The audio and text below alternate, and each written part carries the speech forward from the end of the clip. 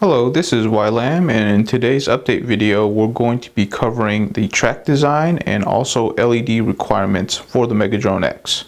This is Joe Scully, race director with FPV Racing Events, and today we're talking about the track design for the Megadrone X, the world's first subterranean FPV race, the last weekend of April in Louisville, Kentucky. And as you probably guessed, it is underground in a cave, one of the coolest venues ever for an FPV race, completely surrounded by rock and all set up for a solid time, kind of like pod racing. And if that wasn't cool enough, we are going to define and line the entire course with LED rope and obstacles. So on the right there, you see those posts, those red posts defining the outside, that green line, which would be your race line, and also those hoops, giving that degree of technicality that every FPV racer craves. Here we are on board with Bulbafoot FPV as he's testing just a fraction of the gear and obstacles that our team has been constructing in preparation for the Megadrone X. A spacious area here inside of the Mega Caverns for the Megadrone X as we'll race around 3 different pillars and set up 4 lanes of traffic to maximize the space, but also to allow the leaders to see just how close the rest of the field is, how much of a gap that they have, as there are no rear view mirrors in FPV racing. The flight line is off to the right side, as is the pit area right by the entrance to our racetrack here for Megadrone X inside of the Mega Caverns in Louisville, Kentucky.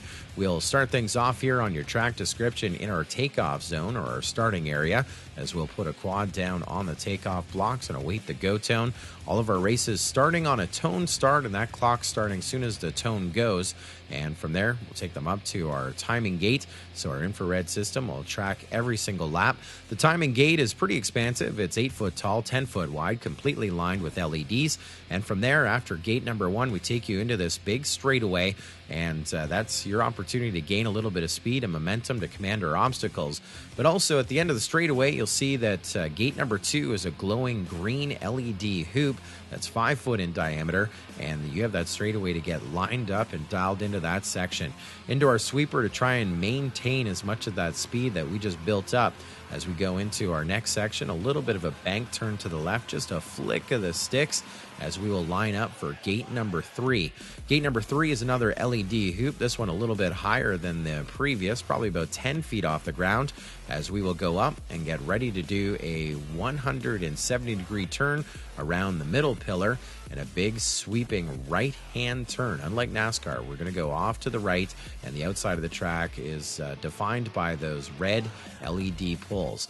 And into our most technical section of the track here as we bring you out of the sweeping turn into a low gate.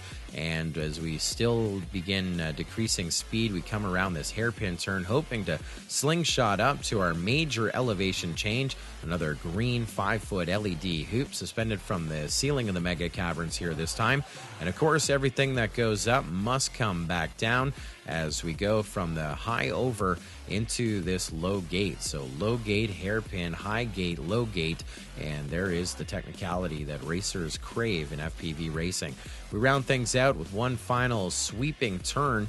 This one here by the flight line. It's a fair distance from where the pilots are, so not blazing out everybody's video, and also so it is safe, but that is really the opportunity there to get the prop wash for all of our fans as they will come out of that low gate into that sweeper, working their way around, and then the dash for cash, that final straight before our timing gate, and onto lap number 2 we'll take them.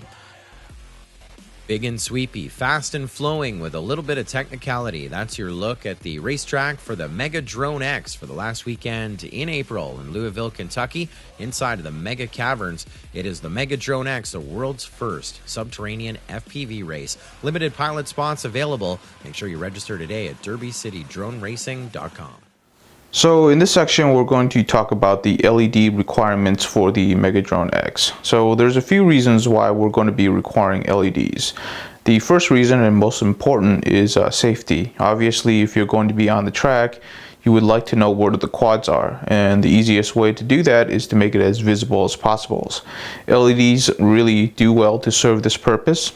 if you ever attend a night race, having LEDs on a quad is almost mandatory. So safety is a big factor. The second one is for the spectators, whether it's the spectators that are going to be at the Megadrone X or for later purposes like online videos.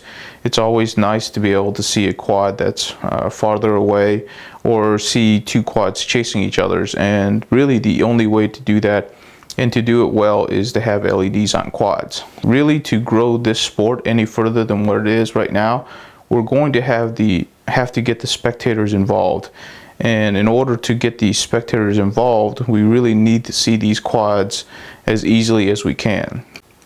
So the rule that we have is fairly simple to follow. What we want is we want LEDs to be visible when the quad is coming towards you, and we want LEDs to be visible when the quad is moving away from you.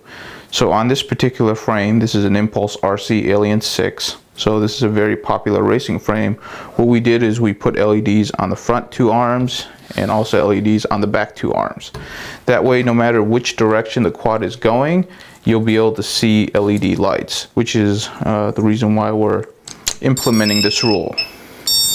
So for our purposes, we would recommend having red lights in the back, because most of us drive, so we know what red means, and then having another color in the front. This is not mandatory. For this particular event, since we're just starting out, we just want LEDs to be visible from the front and back, but the only recommendations in color that we have is having the red in the back.